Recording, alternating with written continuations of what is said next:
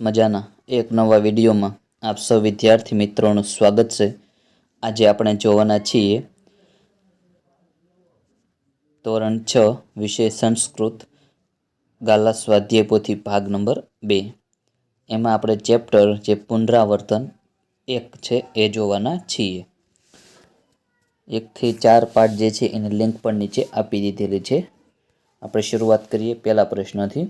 નીચેના વાક્યો શુદ્ધ ઉચ્ચારણ પૂર્વક વાંચો। હવે ગજઃ શનેઃ શનેઃ ચલતિ।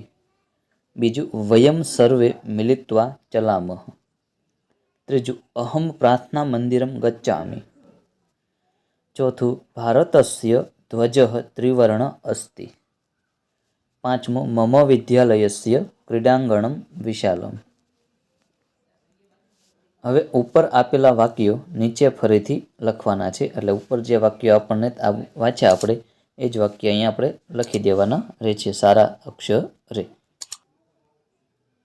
હવે બીજો પ્રશ્ન છે, નીચેના શબ્દોનું સંસ્કૃત લખો। હવે હથેળી એને સંસ્કૃતમાં કહેવાય કરતલમ।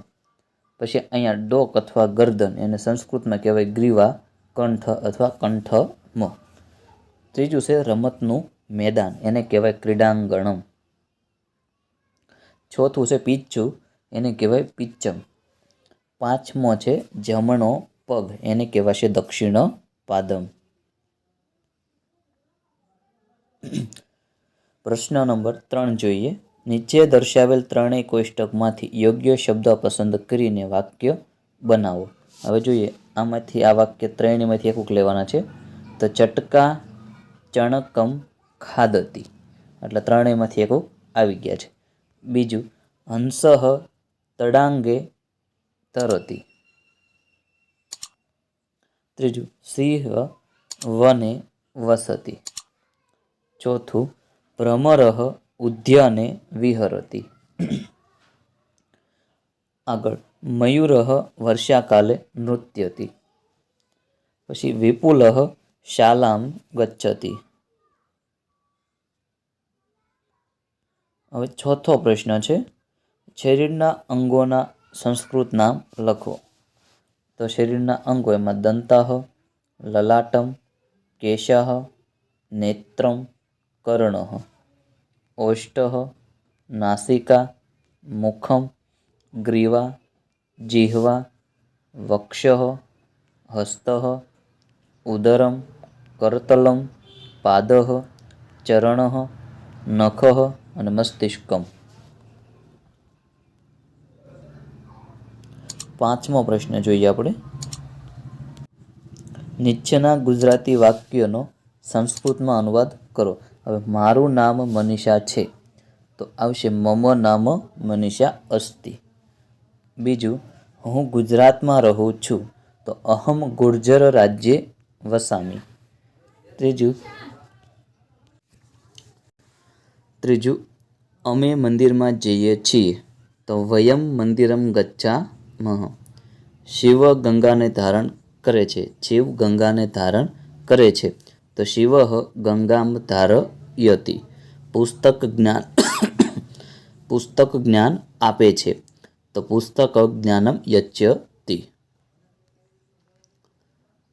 પ્રશ્ન 6 છે, નીચેના અ વિભાગમાં આપેલા ગુજરાતી શબ્દો માટે અનુરૂપ સંસ્કૃત શબ્દ બ વિભાગમાંથી શોધીને જોડકા બનાવો।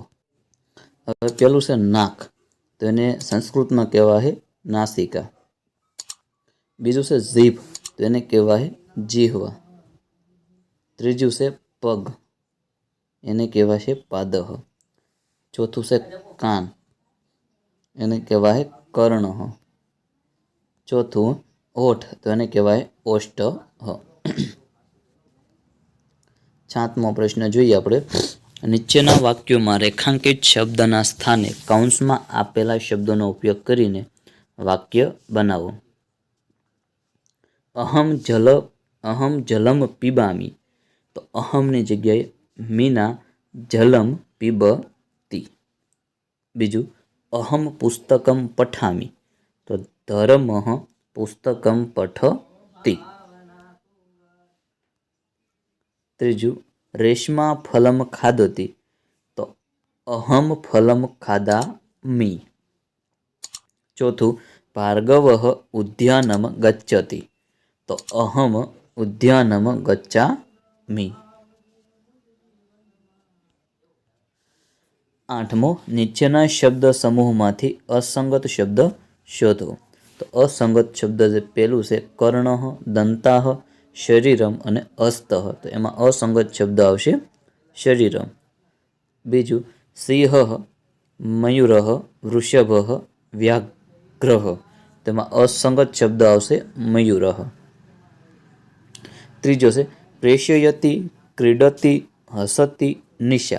તો અસંગત શબ્દ આવશે નિશા. ચોથું, શુકઃ, શ્વાનઃ, કાકઃ, હંસઃ. તેમાં આવશે શ્વાનઃ.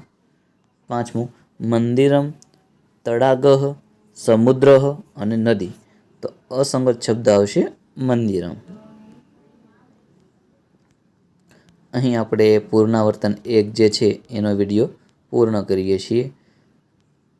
ફરી પાછા નેક્સ્ટ વિડીયો સાથે નવી મુલાકાત.